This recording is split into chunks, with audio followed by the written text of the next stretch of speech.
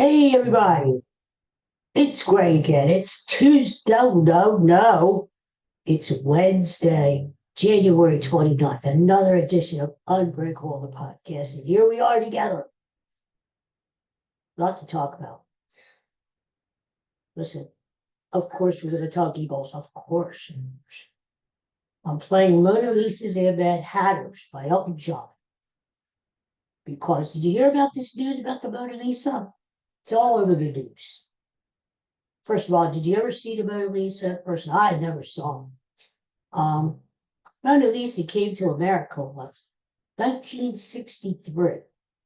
It came to Washington, D.C., the Washington National Museum of Art. And they have a famous picture of President Kennedy at the time standing there next to the Mona Lisa. Only time it came to America. Well, they want to move the Mona Lisa. And here's why. Because they have so many people coming into the Louvre. That's the famous museum in Paris, France, which is home to the Mona Lisa, along with like 35,000 other works of art. It's like the most famous, most visited museum in the world. So they want to give the Mona Lisa its own room, all climate controlled, temperature controlled. It's behind a bulletproof glass. It's really, they really take care of it. I mean, it's like over 500 years old, this painting.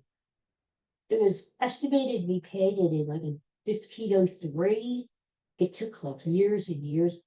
Some people think it took as long as 14 years to paint this friggin' thing. So, by the great Leonardo da Vinci. Hey, did you know Leonardo da Vinci was left-handed? I kid you not. Leonardo da Vinci was one of the greatest artists in the history of the world. And he was left-handed, just like you know who. Anyway, so they're going to make, they're doing this whole renovation of the Louvre. It's supposed to be done around 2031. That's when the Sixers' new arena is going to be done. Which is going to be more important, do you think? The Sixers' new arena or the Louvre? Anyway, so yeah, it's supposed to up to $1 billion, this renovation. They're going to make the outside better. They're going to give it a new main entrance. But the main thing is, they're going to give the Mona Lisa its own room. Now, of course, everything comes with a price. And all these officials in Paris are saying, oh, the taxpayers will not have to pay. They will not have to pay a cent. Well, which is true. But the difference is now, once they open this new room, they are going to charge you extra just to see the Mona Lisa. And they estimate about 80% of the visitors that they get into the Louvre every day, every year, go to see the Mona Lisa. So, I mean, if I was there, I'd go see it too, right? So, somebody came up with the bright idea that, hey, since the Mona Lisa is like the most famous thing in the Louvre, let's charge people extra to see the Mona Lisa. So that's the catch. You're going to have your fee to go into the Louvre, which right now is equivalent to like $22.50 American dollars, $22.50. And then you're going to have the extra to go see the Mona Lisa. But you're not going to have to like walk all the way through the museum and just to get to the real Mona Lisa. No. They're going to have a separate entrance where you just go right in there, look at the Mona Lisa for morning. Right now, they only give you, God, like a minute, even that, less than a minute, to stand in and look at the Mona Lisa, take pictures, maybe take a selfie. Just some people just study it like, I see the great blending of colors in the background. Yeah, so that. But so supposedly they're going to give you time to standing and openly with that. Mona Lisa has always been a famous book. It really became famous when it was stolen.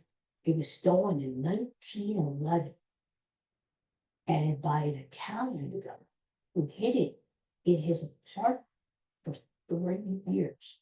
Italy is always trying to get this painting. In fact, now that they're talking about moving it, Italy has jumped into the fray, saying, well, we want it back. No, Da Vinci wasn't Italian, and we deserve to have it back. Well, after Da Vinci died, the painting was changed hands several times, and eventually the King of France, that head, whoever, I don't know, got a hold of the painting, and they took it to Paris. And it's been at the Louvre since like the 1790s, and George Washington, the art country. So anyway, cow. Anyway, so so there's a lot of fascinating stuff about the Mona Lisa. If you have a hankering, look it up, do a little research, find it fascinating. People tried to like cut it with razor blades and throw stuff at it like tomatoes, and Jesus, some lady threw a cup of soup at it, and it's what people do, come on, to the thing is, it's a masterpiece because the background, they have like Leonardo like little things like bridges in the background and stuff that you really can't see with the naked eye, but if you get up close to it, you can. And the thing about the Mona Lisa, you heard about the smoke, that little smoke.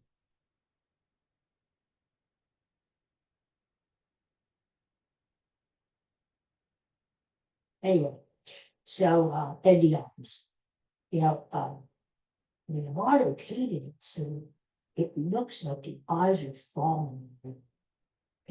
So if you go and you're at the left where the eyes are kind of looking, to the right, the eyes are looking at it, it's like scary. But actually, that's called, in psychology, they have a name for that. It's called the Mona Lisa illusion. Because if you take a picture, if somebody looks into the camera directly, you look into the lens and you take the picture right there, it does. It looks like you are looking into a person's eyes. The eyes are following you. It can happen without any kind of will. But only the grandmasters, like Da Vinci, are talented enough to do. And he was a lefty. I know enough about the freaking movies, okay? I'm all hyped up about the movies, and I'll forget something. Terry Lawrence. How could we forget her boy? Bud Bundy Great. There he is. I love this picture. I don't use it a lot, maybe, but I do. Because he looks very happy. Yeah, he's coming closer to you. He looks very happy. He's got his birthday scrub for him. And his birthday cake with his birthday candles, but as I was saying all the time. So you don't worry. Got a real cake, not real candles. So there you go. Not aren't good. We love them when this. All right, so I'm hearing all this stuff about the Eagles, right? And the game's still, that's next week. The line is still like Eagles are underdogs by a point now, but that's okay. The Eagles like the Eagles.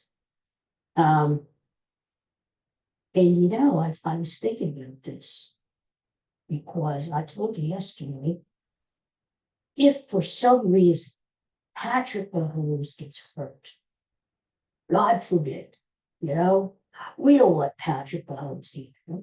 God, Lordy, please help Patrick Mahomes. Don't be sick. Don't be sick, Patrick Mahomes. You know what I'm saying? God forbid the guy I shouldn't have him. God forbid the guy gets food poisoning or gets sick the night before the game and he can't play. you know, or maybe he runs out to the field, trips over his own big feet, and sprains it. Can't lie. All right, guess who comes in and quarterbacks Chiefs? Carson friggin' Wentz. Carson Wentz. Our old buddy, Carson Wentz. The guy we give a bunch of money to, and he turned out to be a failure flop. Wouldn't that be something? To see Carson Wentz go against Jalen Hurts, the guy he replaced. Jalen Hurts replaced Carson Wentz in the Super Bowl. Replaced the Super Bowl. The Eagles trying to get revenge after they lost a couple of years ago.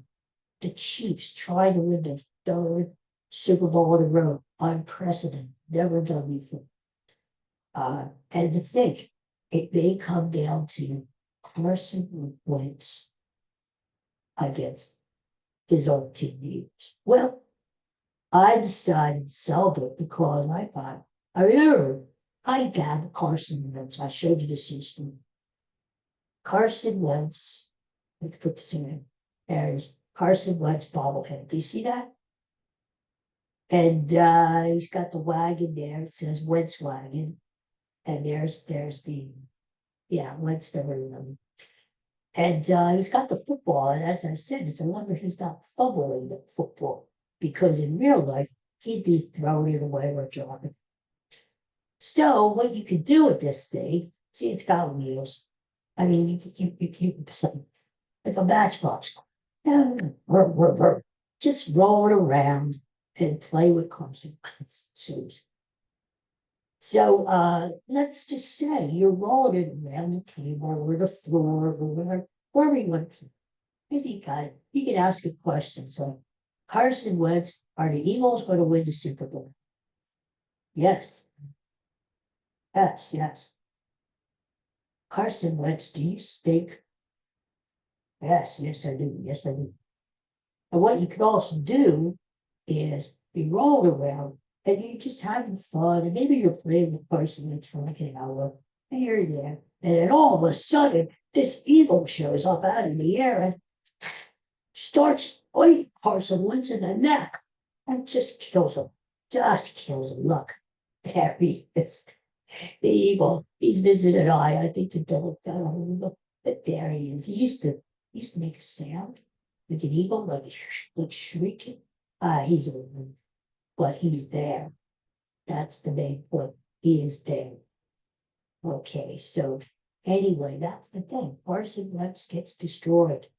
And that's how the Eagles are going to destroy the Chiefs on November 9th. Now, I haven't really looked at the whole game yet. I gave you one big prop bet yesterday. Take Dallas Goedert over his yards receiving because the Chiefs stink against tight ends. And Jalen Hurts has been using Dallas Goedert a lot more lately. So I would target Dallas Goedert to go over. But, I'll have more other angles to play as we get closer to the game. But, I'm thinking about this game. And the thing is, everybody's saying, this game's going to be close. Chiefs, mighty Chiefs. And I'm saying, no, I'm kind of right now, I can change my mind. It's a woman's prerogative to change her mind. I'm not a woman. Hey, I think Eagles might even win big. Eagles win big. I mean, the fact that they're giving you points, just take them. I mean, it's like gravy. Take them. I think the Eagles win big. I just have this feeling. The Eagles, are just, they're America's team. Because nobody wants to see the Chiefs win 3-1. Nobody likes to see dynasties. I mean, look at the Patriots back in the 2000s. Everybody hated guts. Well, they did cheat. That had a little to do with it. But nobody likes a dynasty. I told you when I was growing up, UCLA, the college team, they won all these championships in a row. All this long winning streak. People are like nothing UCLA. Jesus, Jesus. And eventually they lost. Well, nobody likes dynasties. Everybody likes the underdog. So I would say, other than people living in the Midwest, or Kansas City Chiefs fans, or Taylor Swifties, because of Travis Kelce, I would say most of America is actually rooting for the Eagles. Now, if Buffalo, everybody would have been rooting for Buffalo because Buffalo hasn't won a freaking Super Bowl ever. And people get down on the Eagles fan, blah, blah, blah, blah. But I think that a lot of people are on the underdog side, you get points, and it just happens to be the Eagles. So there you go. But my initial feeling is Eagles will win this game pretty comfortably. I just can't see how the Chiefs have a great defense. Don't get me wrong. The Eagles have a lot of weapons. They're going to come at you with Barkley. It's his birthday, Super Bowl Sunday. And you know what I always tell you, if you watch this fine podcast every day, athletes on their birthdays always perform very well. I would be surprised if Saquon Barkley got like 150 yards rushing, scored a couple of touchdowns, and was Super Bowl MVP. It would not surprise me that he could do it. So I just think the Eagles have so many weapons. You got AJ Brown starting to play better. You always have Devontae Smith. He's like the silent guy, the silent assassin, who all of a sudden he just steps up and he bites you in the butt. Jalen Hurts looks like he's better. He can run. He got all these weapons. So, in the Eagles defense, the other thing is the Eagles aren't turning the ball over. That is the key thing. Don't turn the ball over, and yet take the ball away from the team. Eagles they got 4 turnovers last week against Washington. So, Eagles are playing some good football, and they're peaking just right. It's not like they're backing into the Super Bowl. They're peaking. They're playing good football exactly at the right time. And yes, the Chiefs were 15-2 during the regular season. They won their playoff games. Give the Chiefs credit. But Chiefs aren't as explosive as they were last year. Or years before, when they had the Tyreek Hill and all those games. So, the Chiefs were in the 30s, also against Buffalo. The first game all year that they scored in the 30s. So I look at it this way. Eagles scored the 30s. Let's say they put up a 35 spot, 38 spot, 31. Then they have a pretty good chance of winning because the Chiefs just don't score that much. And they just aren't as explosive. They don't have the weapons that they used to have. So there's always Andy Reid, there's always Patrick Mahomes, blah, blah, blah. But, hey, all good things have to come from it, right? Why not? Why not February? Why not cut the head off the snake and say bye-bye Chiefs? It was a nice run, but that's it, go to bed. Right? It's got to happen sooner or later, Why not? Why not let the Eagles be the bye-bye, bye-bye Chiefs? So there you go. Just said, hey, before I leave, time to wish happy birthday to Oprah Winfrey. She's 73 years old today. I didn't think she was that old, but that's not old. She's still a young chick.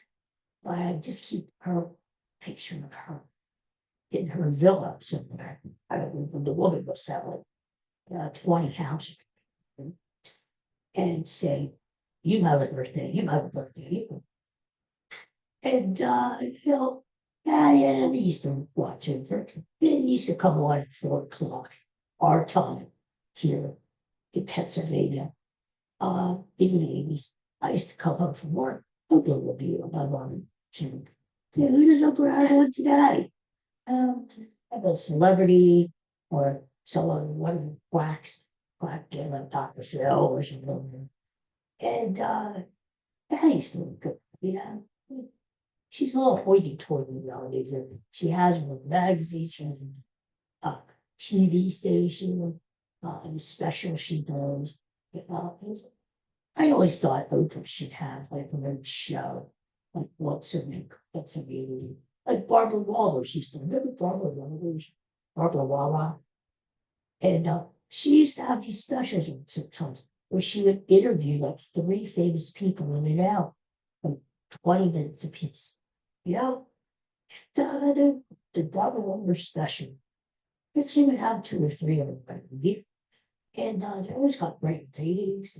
He always got the scoop because Barbara Walters was this really, she could pry it out of you, you know? She wanted to know something. She could get to the bottom of it. And so, I don't know. I just thought Oprah should do that. You know, it's not too late, Oprah, if you're up to listen to it. I'm sure you are. And by the way, read the book. Okay? Uh, I always thought Oprah should have like a Barbara Walters special. He just interviews famous people. But who am I? I'm just a schlep. Nobody listens to me. No, no. All right, well, that's it for today. Yeah, that's enough. That's enough. And enough of me. By the way, can you see I'm wearing my Sixers gear today?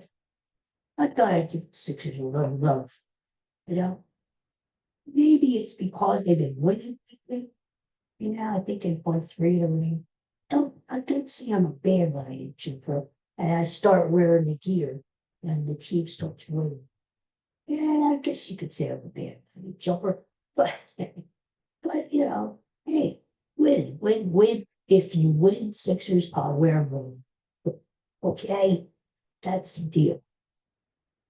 Tomorrow I'll probably back my gold, the Philly stuff, you know. So, but Sixers won last night. They beat the Lakers. LeBron James, he's 89 years old. 89 years old. And he's still looking up the court with a block there. Pass me the ball. Yeah, when is this guy going to retire? I mean, he's still good. But it's like you see his son with the Bronny James. Sounds like a paper towel. Bronny, extra strength Bronny. Anyway, and if the kid can't play, he just can't play. He's out there against third stringers and he still can't score. I mean, the kid is pathetic. But he's on the team because the old man's for the team. Okay. So that's some kind of record. The old man and his son are playing together. That's great. That's great. But the kid stinks. Just stinks. You know what? As soon as LeBron retires or has to get traded, Bronny is out. Get Bronny the hell off the team. He stinks. But Sixers beat the Lakers last night, and they play the Kings instead of the Kings. So it's a back-to-back, you know. Sixers are underdogs by 9 points at home. That tells you right there. Right? So, whatever. I'm just buying time right now until the Super Bowl. That's all I'm doing. Now, I love the playoffs because there was a game on like Saturday and Sunday night, and I loved it.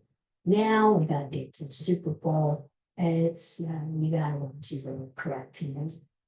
So I'm just holding tight till the Super Bowl, and then right after the Super Bowl, I'm ready for spring training. I'm ready for baseball. I am ready. I'm ready for nice weather. I'm ready for baseball. Hey.